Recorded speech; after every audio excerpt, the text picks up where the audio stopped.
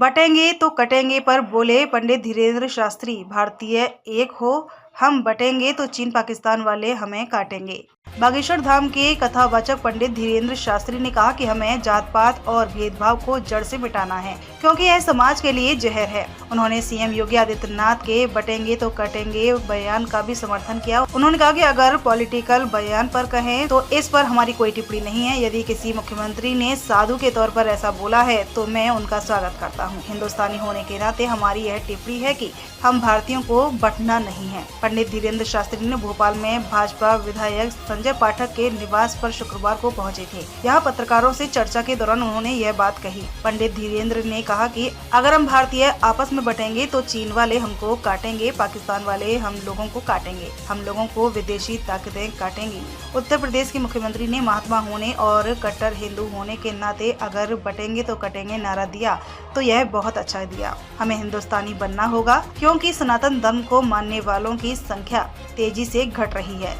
आज हम 90 से कम होकर 80% के भी नीचे आ गए हैं, जबकि इस्लाम धर्म को मानने वाले 6 से बढ़कर 22% तक पहुंच गए हैं। धीरेन्द्र शास्त्री ने कहा कि विश्व में कई इस्लामी देश हैं, ईसाइयों के कई देश हैं, हिंदुओं के लिए मात्र एक हिंदुस्तान है और यहाँ जन जागृति लाना बहुत जरूरी है। उन्होंने कहा कि सनातन को बढ़ावा देने के लिए 21 से 29 नवम्बर के बीच में वे राम राज पद यात्रा निकाले जा रहे हैं। यात्रा बागेश्वर धाम से राम राजा सरकार ओरछा तक निकाली जाएगी। कुंभ स्नान में गैर हिंदुओं की एंट्री बंद करने को लेकर पंडित धीरेन्द्र शास्त्री ने अपने बयान को लेकर कहा कि हमने बिल्कुल कहा है कि मेरे अंगने में तुम्हारा क्या काम है। मक्का मदीना में हमें नहीं बुलाया जाता तो दूसरे धर्म के लोगों को कुंभ में क्यों आने दिया जाए। आपको त्रिवेणी का ज्ञान नहीं, संगम का ज्ञान नहीं, संतों के मान का पता नहीं, कथा का पता नहीं, खालसा क्या होते हैं, पंथ क्या होता है, इसके बारे में पता नहीं, तो तुम हमारे यहाँ जाकर क्या करोगे। भारत में घुसपैठियों को शरण देने और